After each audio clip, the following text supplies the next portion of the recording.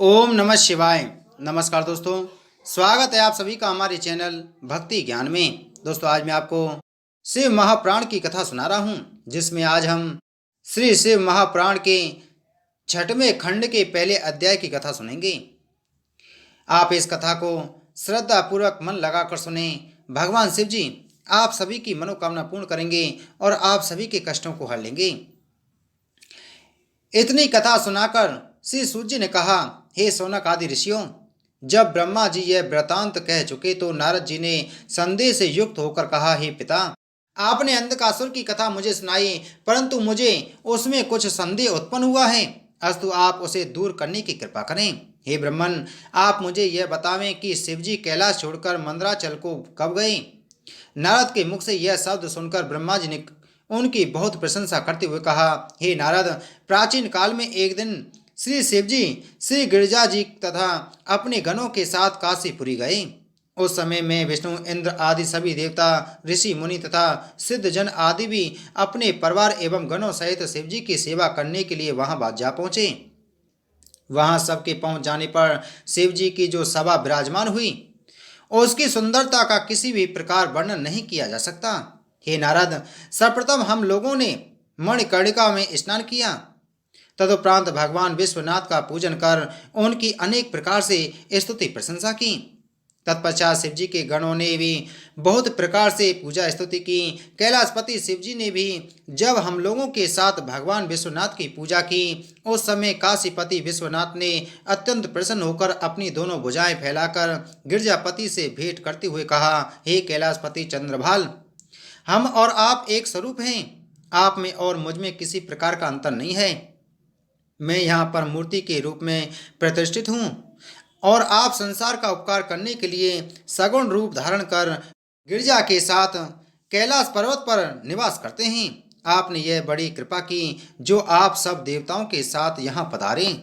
हे नारद, काशीवासी भगवान विश्वनाथ के मुख से यह वचन सुनकर कैलाशपति शिवजी ने उनकी प्रशंसा करते हुए कहा, हे काशीपति, वास्तव में मुझ में और आप में किसी भी प्रकार का अंतर नहीं है। आप मुझे कैलाश पर्वत पर जाने की आज्ञा दीजिए, क्योंकि मैं यहाँ केवल आपके दर्शनों के निमित्त ही आया था। यह सुनकर श्री विश्वनाथ जी ने हंसकर कहा, हे कैलाशपति, मेरी इच्छा है कि आप अब देवताओं तथा मुनीश्वरों के साथ कुछ दिनों तक इसी काशी नगरी में अपनी राजधानी बनाकर गिरजा एवं गणों सहित यहीं निवास करें तथा भरतखंड पर अनुग्रह करके संसार के मनुष्यों को कृतार्थ करें।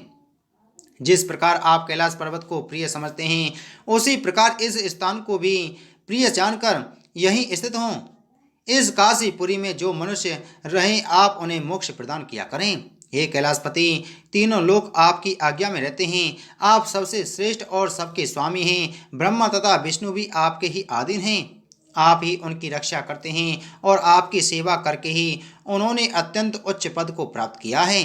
ब्रह्मा सृष्टि को उत्पन्न करते हैं और विष्णु उसका पालन करते हैं। इन दोनों की आज्ञा पाकर देवराज इंद्र राज्य किया करते हैं। अस्तु आप संसार का उपकार करने के निमित्त इन सब पर अपनी कृपा बनाए रखें।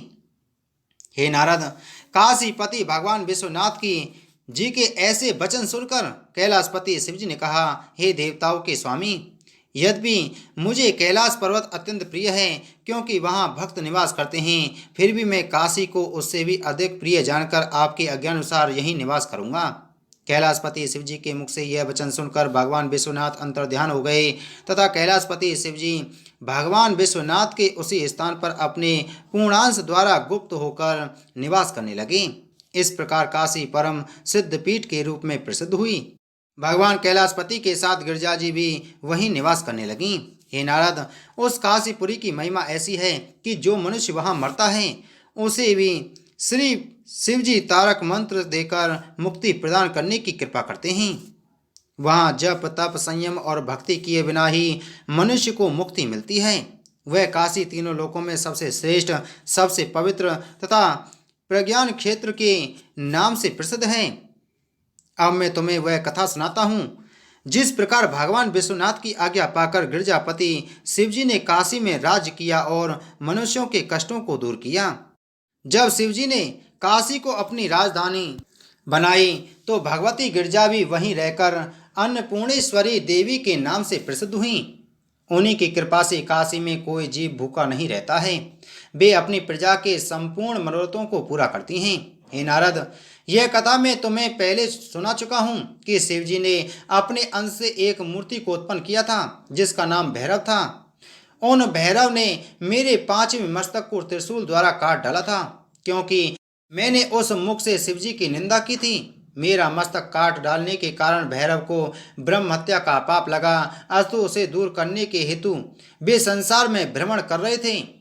जब वे इस सब स्थानों में भ्रमण करते हुए काशीपुरी में पहुंचे तो उनका हत्या का पाप तुरंत नष्ट हो गया। जिस स्थान पर मेरा मस्तक गिरा था उस स्थान पर शिवजी ने बड़ा नृत्य किया था, अस्तु वह स्थान एक पवित्र तीर्थ के नाम से, कपाल मोचन के नाम से प्रसिद्ध हुआ। वह तीर्थ संपूर्ण पापों को नष्ट करने वाला है। हे नारद, तुम्हें यह जान लेना चाहिए कि भैरव और कोई नहीं अपितु शिवजी के ही एक स्वरूप हैं। अस्तु काशी में निवास करने पर शिवजी ने भैरव को कोटिपाल का पद दिया और यह कहा कि हे भैरव, तुम्हारा संपूर्ण पाप अब नष्ट हो चुका है। अब तुम यहीं हमारे पास रहकर काशी जी की रक्षा किया करो तथा पापियों को दंड देते हुए सब प्रजा को कृतार्थ करते रहो। ब्रह्मा जी ने कहा, हे नारद, एक दिन भगवान गिरजापति अपने गणों को साथ लेकर गिरजा जी सहित नंदी पर सवार हो आनंद वन देखने के लिए चले। आनंद वन में पहुंचकर उन्होंने गिरजा से उस क्षेत्र की अत्यंत प्रशंसा की। वहां मंदार, कनेर, केतकी, अनार, चमेली, कुंद, मौलश्री, मालती, जूही, कमल आदि अनेक प्रकार के सुगंधित पुष्प खिले हुए थे। श्रेष्ठ ताल, तमाल आदि के वृक्षों पर पक्षी बैठे हुए मधुर सुरों में गान करते थे तथा तीनों प्रकार की वायु हर समय चलती रहती थी। वहां ऋषि, मुनि, सिद्धजन आदि नदी किनारे बैठकर अपने यम नियम आदि का स्वच्छंदता पूर्वक पालन किया करते थे। इस प्रकार वहां सर्वत्र आनंद ही आनंद था।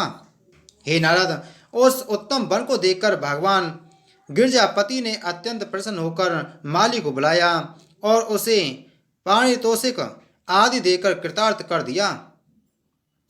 तदुपरांत वे वन के भीतर जा पहुंचे। वहां उन्होंने गिरजा से कहा, हे प्रिय, जिस प्रकार तुम हमें अत्यंत प्रिय हो उसी प्रकार यह काशी तथा आनंद वन भी हमें अत्यंत प्रिय है। जो व्यक्ति यहाँ आकर मृत्यु प्राप्त करता है उसे हम मोक्ष प्रदान करते हैं। यहाँ के रहने वाले सदैव प्रसन्न रहते हैं और हम उनके ऊपर अपनी विशेष कृपा बनाए रहते हैं। हे नारद, यह कहकर शिवजी गिरजा के साथ कुछ आगे चले तो उन्होंने देखा कि हरिकेश जी एक अशोक वृक्ष के नीचे बैठे हुए अत्यंत प्रेम पूर्वक तपस्या कर रहे हैं और अपने मुख से विश्वनाथ का उच्चारण कर रहे हैं। उनके शरीर में केवल हड्डियां और नसें ही दिखाई दे रही थीं।